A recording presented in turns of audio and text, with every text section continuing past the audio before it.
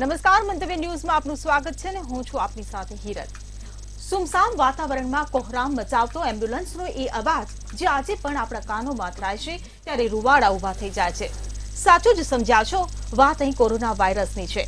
Corona, lockdown અને મોત ને પછી આ કોરોનાએ સર્જેલી પાયમાલી આજે પણ એ દહેશત કાળો ભૂતકાળ બની ગયો હોવા છતાં પણ તેની યાદો જીવનમાં કોહરામ મચાવે છે.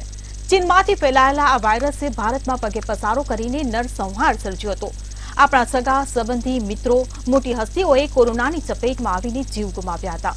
આજે ફરીથી આ કોરોના વાયરસને એટલા માટે યાદ કરવો પડી રહ્યો છે કારણ કે ચીનમાં ફરીથી મહાવિનાશ વેરાવાની શરૂઆત થઈ ચૂકી છે. ફરીથી કોરોના જેવી ઘાતક બીમારીએ, ઘાતક વાયરસે પગે પસારો કર્યો છે, જેના વિડીયો સોશિયલ મીડિયામાં એ જ વાયરસની ઝડપથી ફેલાઈ રહ્યા છે ને એવો દાવો પણ કરવામાં આવ્યો છે કે ચીનમાં હેલ્થ ઇમરજન્સી જાહેર કરવામાં આવી છે. કયો છે આ વાયરસ, શું છે તેના લક્ષણો અને કેટલો છે ઘાતક, તેના પર જ કરીશું આજની વિશેષ ચર્ચા. અને આ ચર્ચામાં આપણી સાથે જોડાઈ ગયા છે રાકેશ શાહ, કે જે એક વૈજ્ઞાનિક છે. આ સાથે જ ડોક્ટર પ્રતિક સાવજ આપણી સાથે જોડાયા છે, કે જેઓ એક ડોક્ટર છે. આપ તમામ મહાનુભાવોનું મંતવ્ય ન્યૂઝમાં સ્વાગત છે. રાકેશ સર, હું પહેલા આપને પૂછવા માંગીશ કે ચીનમાંથી જે સમાચાર સામે આવ્યા છે, જે કોરોના જેવો વાયરસ જેને કહેવાય છે હ્યુમન મેટાન્યુમો વાયરસ, જેને HMPV આ નામ આપવામાં આવ્યું છે અને એવું કહેવામાં આવે છે કે આ RNA વાયરસ છે. ત્યારે આ વાયરસ જે હવે ચીનમાં ફેલાયો છે અને મોતના આંકડા પણ સામે આવ્યા છે, ત્યારે કેટલો ઘાતક છે? કેમ કે કહેવાય રહ્યું છે કે આ કોરોના જેવો જ એક વાયરસ છે. શું કહેશો? હું તમને વાત કરું કે કોવિડ વખતે પણ આપણે આ જ પ્રમાણે વાત કરતા હતા, અને જ્યારે આ હ્યુમન મેટાન્યુમો વાયરસની જે વાત કરી રહ્યા છીએ એ આપણી અપર રેસ્પિરેટરી એટલે જે શ્વાસોશ્વાસ લઈએ છીએ એના ઉપરના ભાગની અંદર ફેલાતો આ રોગ છે. આનાથી વધારે વાત કરીએ તો સાર્સ જે જ્યારથી આ શરૂ થયું 2000ની સાલમાં, એ પછી આપણે 19ની સાલમાં આપણે જોયું કે કોવિડ આવી ગયો અને અત્યારે આ ફરીથી ત્રીજો વાયરસ આવી શકે એવી શક્યતા ઊભી થઈ છે. અત્યારે ચાઇનામાં જે ફેલાઈ રહ્યો છે એના બે કોમ્બિનેશન છે. એક તો જે છે આ હ્યુમન જે મેટાન્યુમો વાયરસ છે એ એક છે, અને બીજું COVID-19 પણ અત્યારે ફેલાઈ રહ્યું છે.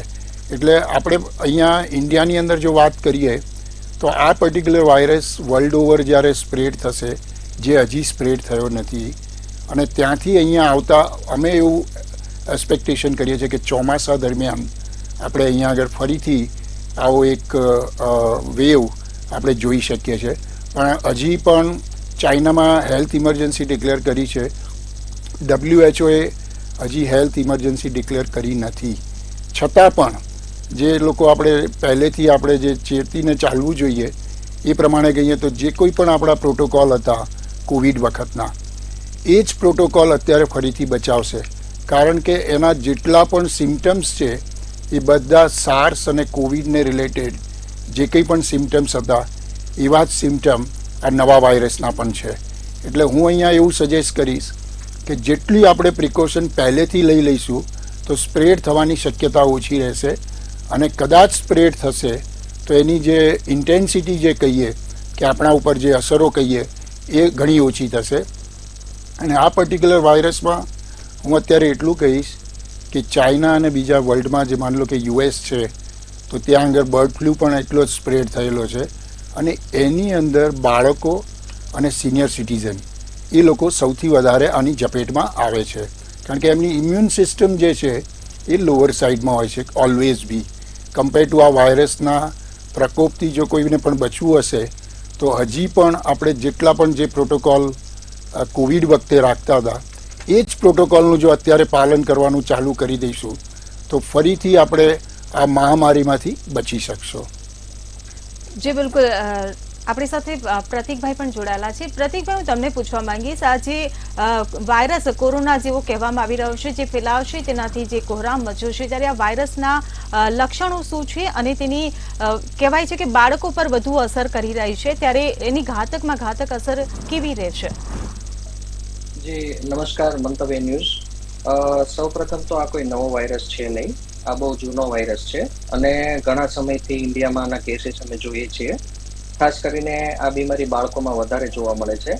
અને જે અપર રેસ્પિરેટરી ટ્રેક ઇન્ફેક્શન કહેવાય, કોમન કોલ્ડ છે, યુઆરટીઆઈ છે, એના સિમ્ટમ લઈને બાળકો આવતા હોય છે અમારી પાસે. અને પીસીઆર પેનલમાં ડિટેક્ટ થઈ જાય છે બહુ ઇઝીલી. અને બીજી વસ્તુ, અત્યારે હું એવું માનું છું કે કોઈ ગભરાવાની જરૂર નથી. પ્રાઇમરી જે પણ ડેટા આવેલા છે એમાં કોઈ જગ્યાએ એવું સાબિત નથી થયું કે એકદમ ખૂબ જ વધારે પ્રમાણમાં ફેલાઈ રહ્યું છે અથવા તો ત્યાં આઉટબ્રેકની સિચ્યુએશન છે કે લોકડાઉનની જરૂર પડશે. કારણ કે અત્યારે જો ઇનિશિયલ ન્યૂઝ આવે તે હંમેશા પેનિક મોડ પર ન્યૂઝ આવતા હોય છે. મારા ખ્યાલથી હજી આપણે થોડું વધારે ડિટેલમાં જવાની જરૂર છે, કારણ કે ઘણીવાર ચાઇનામાંથી જે આપણને ડિટેલ મળતી હોય છે શરૂઆતના તબક્કામાં સાચી હોતી નથી. એટલે અત્યારે આપણે બહુ આના વિશે પેનિક મોડ પર જવું નહીં જોઈએ. સાવચેતી 100% રાખવાની છે. શિયાળાનો સમય છે, વાયરલ ઇન્ફેક્શન વધતા હોય છે. અને અત્યારે અમારી પ્રેક્ટિસમાં અમે જોતા હોય ત્યારે ઘણા બધા વાયરલ ઇન્ફેક્શનના પેશન્ટ આજકાલ આવી રહ્યા છે. પણ ઇન્ડિયામાં અત્યારે એ ટાઈપની કોઈ સિચ્યુએશન છે નહીં. આપણે થોડું આના વિશે સમય જોશે કે ફ્યુચરમાં આની શું પરિસ્થિતિ થઈ શકે. જી બિલકુલ. રાકેશભાઈ, તમારો આટલા વર્ષનો જે અનુભવ છે એ શું કહી રહ્યું છે કે આ જે વાયરસ છે તેનાથી દુનિયાને ચિંતા કરવાની જરૂર છે કે નહીં? અત્યારે એવું થઈ ગયું છે કે જ્યારે પણ આપણે આ વાયરસની વાત કરતા હોઈએ છીએ તો અમે પોતે બાયોલોજિકલ ડિઝાસ્ટર યાને બાયોલોજિકલ વેપન જે છે એને કનેક્ટેડ જોઈને જ અમે ઓલવેઝ રિસર્ચ અમારું કરતા હોઈએ છીએ. સાર્સ અને કોવિડ વખતે પણ આપણે જોયું હશે કે એ લોકોને એ ડિસિઝન પર પહોંચતા પણ વાર લાગેલી કે આ કદાચ બાયોલોજિકલ વેપન હશે. પણ અમારી સાઈડથી અમારી research institute from the very first day અમે એ માનીને જ ચાલતા હતા કે આ બાયોલોજિકલ વેપન છે.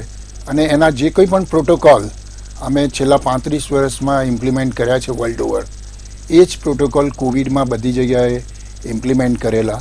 અને આઈ સે કે જેટલા પણ પ્રોટોકોલ અને એની કેર આપણે જો શરૂઆતમાં પહેલેથી લઈશું તો ડેફિનેટલી આનો જે સ્પ્રેડ કહીએ છીએ. અને કોવિડ વખતે પણ જો તમને યાદ હશે તો સ્ટાર્ટિંગમાં આપણે એવું માનતા હતા કે આપણા દેશમાં આવું ના ફેલાઈ શકે, આવું ના થઈ શકે. પણ આના પાછળના રિપરકેશન કેવી રીતે આ આખું ટર્ન લેશે એ કોઈને પણ ખ્યાલ નથી હોતો. એટલે અમારી ઇન્સ્ટિટ્યૂટ તો કોઈ પણ નવા વાયરસ ક્યાંય પણ ફેલાતા હોય એટલે ફ્રોમ ધ ડે વન એને સિરિયસ વાયરસ ગણીને જ અમે ટ્રીટ કરતા હોઈએ છીએ. અને પછી જે કંઈ પણ નવા પ્રોટોકોલ્સ, કારણ કે સાર્સ અને કોવિડમાં અમારે કોઈ નવા જુદા પ્રોટોકોલ ડિફાઇન કરવા નહોતા પડ્યા, કારણ કે એ બે એક જ સ્ટ્રિંગના એ બે વાયરસ હતા કોમન. અને આને પણ અમે એ જ પ્રમાણે જોઈએ છે. અને હવે હજી આના ઉપર કોઈ બીજા નવા રિસર્ચ હજી સુધી થયા નથી. તો છતાં પણ જે પ્રમાણે ડૉક્ટર સાહેબે હમણાં વાત કરી કે એમને જે અત્યારે પેશન્ટ ફ્લો છે એ ઇન્ફેક્શનના પેશન્ટ આવે જ છે, તો એમાં બાળકોમાં એમને વધારે અસર દેખાય છે. અને અમે પણ એ કહીએ છીએ કે બાળકો અને સિનિયર સિટીઝન છે એ લોકોને આની વધારે ઇફેક્ટ થતી હોય છે. એટલે એના માટે જે કંઈ પણ પ્રિકોશન, કારણ કે પ્રિકોશન એક જ દવા હોય છે આને માટે.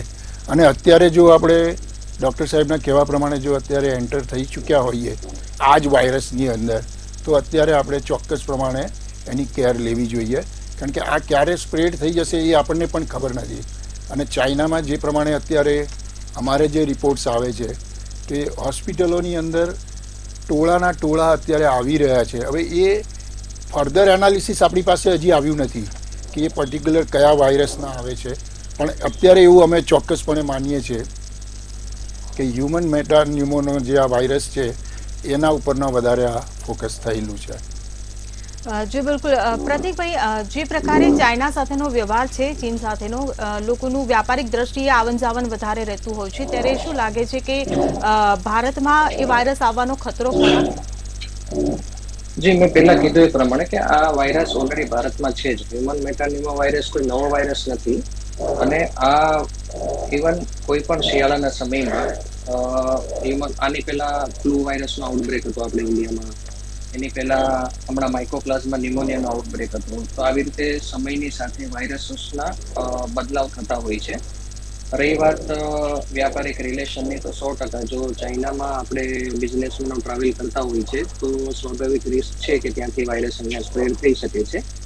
ટૂંકમાં હું અત્યારે એવું કહીશ કે જે પણ લોકો આવી કન્ટ્રીમાં વિઝિટ કરતા હોય તેઓએ ખાસ કરીને એટલીસ્ટ 2 અઠવાડિયા સુધી પોતાની જાતને સેલ્ફ આઇસોલેટ રાખવા જોઈએ, જેથી કરીને એમના કોઈ રેસ્પિરેટરી ટ્રેકના ઇન્ફેક્શન હોય એમના ફેમિલી મેમ્બરમાં, ફ્રેન્ડ્સમાં કે બીજા કોઈ લોકોમાં સ્પ્રેડ ના થાય.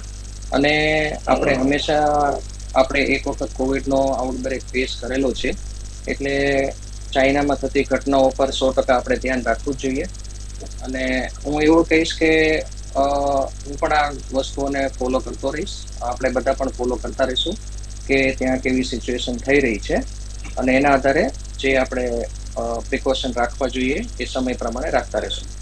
જી બિલકુલ, પરંતુ આપણે પ્રિકોશનના ભાગરૂપે શું લેવું જોઈએ, શું તકેદારી રાખવી જોઈએ? કારણ કે તમે કહ્યું કે ભારતમાં પણ ઓલરેડી છે જ, અને હવે ચીનમાં જે રીતે ફેલાઈ રહ્યો છે એટલે એક ચિંતા તો વ્યાપી જ છે કે ભારતમાં વધુ ફેલાશે એવી રીતે. તો આપણે કઈ તકેદારીના પગલાં રાખવા? જી, અત્યારે તો હું એટલું કહીશ કે જ્યારે પણ કોઈ પણ આપણી નજીકમાં લોકો હોય જેને અપર રેસ્પિરેટરી ટ્રેકના સિમ્પટમ હોય તો ખાસ કરીને એક સેલ્ફ આઇસોલેશન રાખવું જોઈએ. બીજી વસ્તુ કે કફ એટિકેટ્સ આપણે મેન્ટેન રાખવા જોઈએ કે જ્યારે પણ કોઈને કફ, શરદી, ખાંસી હોય ત્યારે ખાસ કરીને મોઢાને કવર કરે. જે લોકોના શરીરમાં વિટામિન ડીનું પ્રમાણ ઓછું હોય એ લોકોને વાયરલ ઇન્ફેક્શન વધારે થતા હોય છે, તો ખાસ કરીને આપણે સવારે એટલીસ્ટ 10-15 મિનિટની સનલાઇટ લઈએ અને એવો ખોરાક લઈએ કે જેમાં વિટામિન ડીનું પ્રમાણ વધારે છે. અને નાની મોટી કંઈ પણ સમસ્યા થાય તો સેલ્ફ મેડિકેશન કરવા કરતાં જાતે દવા લઈએ અથવા જાતે મેડિકલ સ્ટોરમાં જઈને દવા લઈએ એની કરતાં તમારા ફેમિલી ડૉક્ટરનો અભિપ્રાય લેવો જોઈએ અને એમની એડવાઇસ પ્રમાણે ચાલવું જોઈએ. જી બિલકુલ, રાકેશભાઈ, હું તમને પૂછવા માંગીશ કે જે પ્રકારે આ વાયરસ ફેલાઈ રહ્યો છે અને એવું કહેવામાં આવી રહ્યું છે કે બાળકોમાં આ વાયરસ વધુ સંક્રમિત થઈ રહ્યો છે, ત્યારે એક ચિંતા જે દેશવ્યાપી ફેલાઈ છે કે ભારતમાં પણ આ વાયરસ આવી શકે છે. તો જેમ મેં પ્રતિકભાઈને પૂછ્યું એમ તમારી પાસેથી પણ જવાબ લેવા માંગીશ કે ભારતમાં જે લોકો આવે છે બહારથી કે ચીનમાંથી, તો એ લોકોનું ત્યાં એરપોર્ટ પર પરીક્ષણ કરવું હવે જરૂરી બની ગયું છે. ભારતે આ માટે વિચારવું જોઈએ, પગલાં લેવા જોઈએ. ડૉક્ટર સાહેબે હમણાં જે વાત કરી ને કે ઇન્ડિયામાં ઓલરેડી એક્ઝિસ્ટન્સ છે જ આ વાયરસ, તો મારા મત પ્રમાણે જ્યારે ચાઇનામાં અને જ્યારે પીક ઉપર કે વધારે કેસીસ આવી રહ્યા છે અને આપણું પોતાનું બિઝનેસ રિલેશન પણ ચાઇના સાથે છે કે ડેઇલી આપણે lot of transactions between China અને ઇન્ડિયામાં થતા જ હોય છે, તો એ સંજોગોમાં જેટલું પણ લોકો ચાઇનાથી આવે છે તો એ લોકોને મોનિટર કરવા માટે એરપોર્ટ ઉપર ચોક્કસપણે આનો સ્ટાર્ટઅપ કરી દેવું જોઈએ. કારણ કે અત્યારે જો ઇનિશિયલી જો આને સ્પ્રેડ અટકાવવો જ હશે તો આ જ એક આપણી પાસેનો સાધન છે કે જે કંઈ પણ એરપોર્ટ ઉપર અને સ્ક્રીનિંગ થઈ જાય અને જો એમાં કોઈ પણ આપણને કંઈક ફાઇન્ડિંગ્સ આવે છે તો સેલ્ફ આઇસોલેશનમાં એમને મૂકી દઈએ છીએ. અને હું તો એટલે સુધી કહીશ કે જે લોકો ચાઇનાથી અહીંયા આવે છે, જ્યારે આપણને હવે ખ્યાલ જ છે કે ત્યાંથી સ્પ્રેડ થઈને આવે છે અને અહીંયા ઓલરેડી આપણા એટમોસ્ફિયરમાં ઓલરેડી સ્પ્રેડ આઉટ છે જ પાછું, તો પછી છે ને મેન્ડેટરી એવું કરવું જોઈએ કે જે કોઈ પણ ચાઇનાથી આવતા હોય એને મેન્ડેટરી આઇસોલેશન હોય, ભલે ને 7 દિવસનું હોય, અને પછી સિમ્ટમ્સ નથી તો પછી એ બહાર પોતાની જાતે સેલ્ફ આઇસોલેશનમાંથી નીકળી શકે. પણ જો આવું આપણે કેર અત્યારથી નહીં લઈએ, અને ડૉક્ટર સાહેબે કહ્યું ને કે ફેમિલીમાં કોઈને પણ અત્યારે અપર રેસ્પિરેટરીમાં કંઈ પણ આપણને ઇન્ફેક્શન જેવું લાગે છે તો તરત જ એને આઇસોલેશનમાં જતું રહેવાનું, તો જ આમાંથી બચી શકાય છે. નહીં તો અમે પોતે છેલ્લા 35 વર્ષમાં જોયું છે SARS, swine flu, bird flu, તો એની અંદર દરેક વખતે જ્યારે તમે પોતે પ્રિકોશન લો છો ત્યારે જ બચવાના સાધનો વધારે આપની પાસે ઉપલબ્ધ થતા હોય છે. થઈ ગયા પછીની જે મેડિકેશન કરવા જઈએ છીએ ને એ જે છે એ સપોર્ટ સિસ્ટમ થતું હોય છે. એટલે જ્યાં આપણે બાળકોની તમે સ્પેસિફિક વાત કરી અને એમાં પણ હું અત્યારે એડ કરીશ કે સિનિયર સિટીઝન છે, તો એ બેયને માટે હું એવી કેર કહું છું કે એ આઇસોલેશન અને સેલ્ફ આઇસોલેશન આ બેયનો આપણે ઉપયોગ કરીશું તો ચોક્કસ આમાંથી બચી શકાશે. જી બિલકુલ, પ્રતિકભાઈ, હું તમને પૂછવા માંગીશ કે જે પ્રકારે ચીનમાં હમણાં જે બધા વાયરસો ફેલાયા એ ન ઓળખાયેલા વાયરસો હતા અને હાલમાં એવું ચર્ચાઈ રહ્યું છે કે લગભગ 16 જેટલા વાયરસો હાલ ત્યાં ફેલાયેલા છે. ત્યારે શું લાગે છે કે આ જે 16 જેટલા વાયરસો ફેલાયા છે તે એ ચીનમાં આવે ને પછી બીજા બધા દેશોમાં પણ ફેલાતા હોય છે, તો આ ફેલાવાનું મૂળ કારણ તમે શું માનો છો? આ છેલ્લો સવાલ તમને. જી, જો બેઝિકલી વાયરસનો હું તમને નેચર કહું તો વાયરસનો બે નેચર છે. એક તો એ સતત બદલાવને સ્વીકાર કરે છે, એટલે દર વર્ષે વાયરસના સ્વરૂપમાં બદલાવ થાય છે.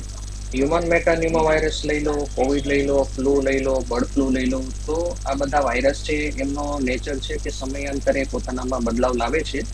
ખાસ કરીને ચોમાસું પૂરું થાય અને શિયાળાની શરૂઆત થાય એ સમયમાં વાયરલ ઇન્ફેક્શન આપણે ભારતમાં વધતા હોઈએ છીએ. હવે વાયરસો 100 કરતાં પણ વધારે પ્રકારના હોય છે અને ઘણા વાયરસોનું આપણે ટેસ્ટિંગ પણ કરી શકતા નથી, કારણ કે બહુ ઓછા વાયરસ છે કે જેનું આપણે ટેસ્ટિંગ અવેલેબલ છે.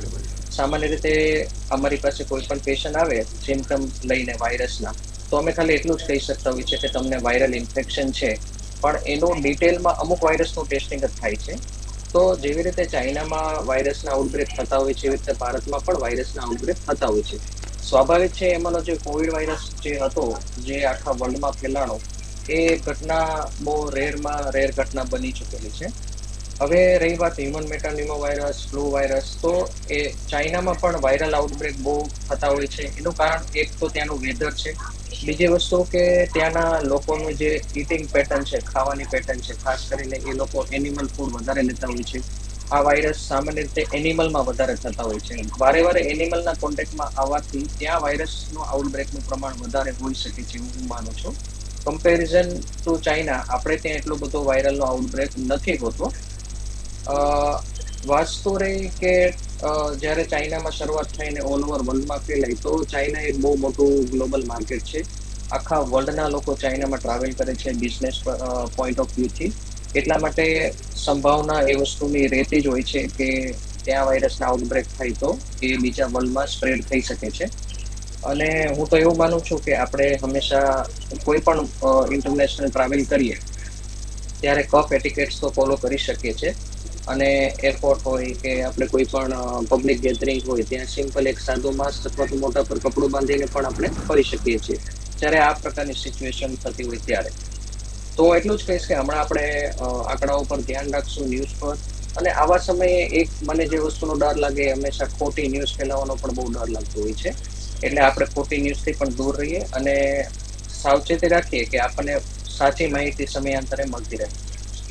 જી બિલકુલ પ્રતિકભાઈ, આપનો કિંમતી સમય કાઢીને મંતવ્ય ન્યૂઝ સાથે જોડાયા બદલ આપનો આભાર. અને રાકેશભાઈ, હવે મારો સવાલ તમને કે આપણે ચીનમાં જે એ લોકોની ખોરાકની જે પદ્ધતિ છે, આપણે એમની ટીકા નથી કરતા, પરંતુ મોટાભાગે એમનો જે ખોરાક છે ને તેમાં મોટાભાગે જે એમનો ખોરાક છે ને તેમાં તમામ પ્રકારના પ્રાણીઓનો સમાવેશ થતો હોય છે. એટલે એવું માની શકાય કે જે એમનો જે ખોરાક છે ત્યારે પ્રાણીઓમાં રહેતા આ વાયરસ જે છે સરળતાથી માનવમાં સંક્રમિત થઈ જતો હશે. તમે શું માનો છો? બિલકુલ સાચી વાત છે. અને છતાં પણ જેમ આપણે હમણાં વાત કરી ને, ડૉક્ટર સાહેબે હમણાં વાત કરી કે આ એ લોકોની જે ખાવાની જે પેટર્ન છે અને નોન વેજીટેરિયન ફૂડ જે લોકો ઇન્ટેક લેતા હોય છે. હું આનું એક એક્ઝામ્પલ આપું. અત્યારે યુએસની અંદર H5N1 એટલે આપણે જે બર્ડ ફ્લૂ કહીએ છીએ એ વાયરસ પણ ત્યાં ફૂલ સ્પ્રેડમાં ચાલી રહ્યો છે. એટલે જે જગ્યાએ નોનવેજ અને એ લેવાના છે, જે ડાયરેક્ટ એનિમલમાંથી આપણે જે ઇન્ટેક લઈએ છીએ એની અંદર વાયરસના સ્પ્રેડ થવાના ચાન્સીસ વધારે જ રહેવાના છે.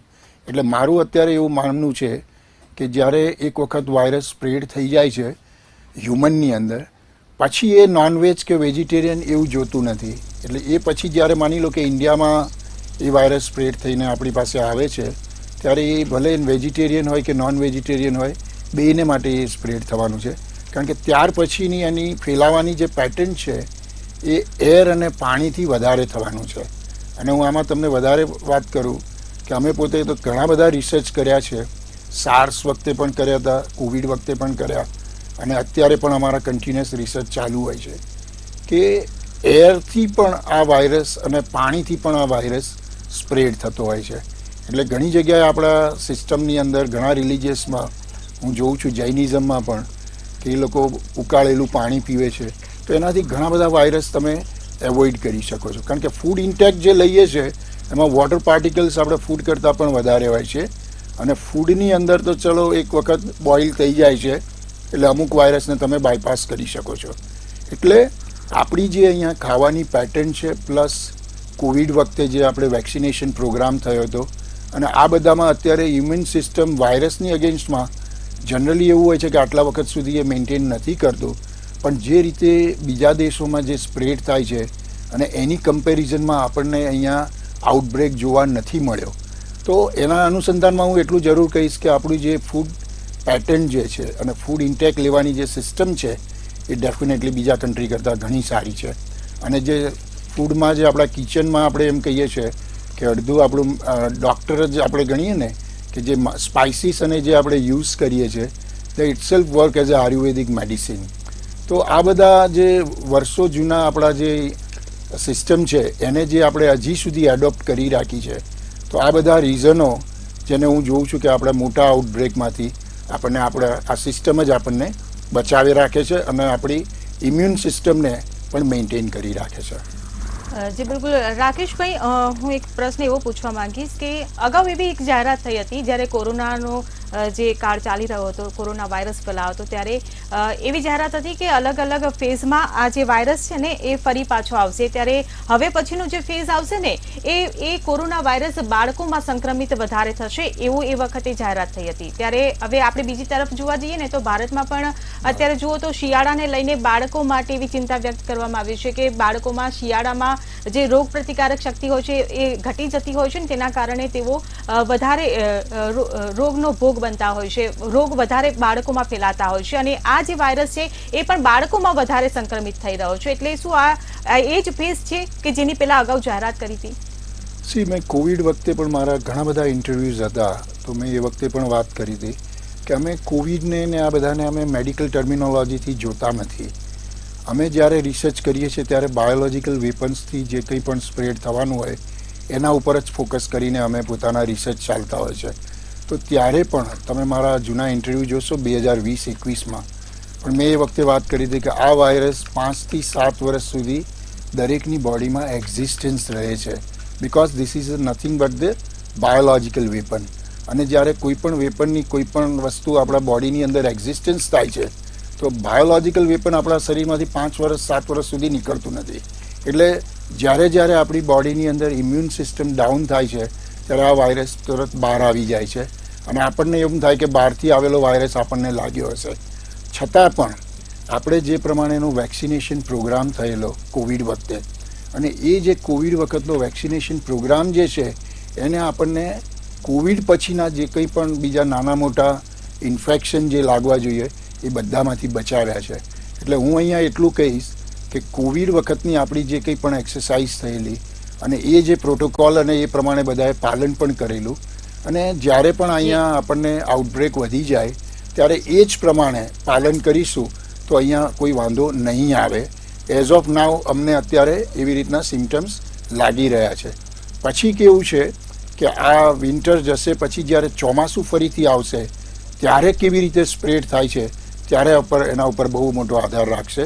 અને એ વખતે જો આઇસોલેશન અત્યારથી આપણે સાવચેતીના ભાગરૂપે કરેલું હશે તો એ વખતે પણ આપણે મોટા આઉટબ્રેકમાંથી જરૂર બચી જવાશે. જી બિલકુલ રાકેશભાઈ, આપ મંતવ્ય ન્યૂઝ સાથે જોડાયા બદલ આપનો આભાર. Thank you. ત્યારે આ વાયરસ જે ચીનમાં ફેલાયો છે તે ખૂબ જ ગંભીર છે અને કોરોનાની જેમ ભારતમાં પણ ન ફેલાય તે માટેની દહેશત પણ છે. ત્યારે ભારત સરકાર આ વાયરસને લઈને અગમચેતીના શું પગલાં લે છે તે હવે જરૂરી બન્યું છે. ચર્ચામાં હાલ બસ આટલું જ. ફરી મળીશું. નમસ્કાર.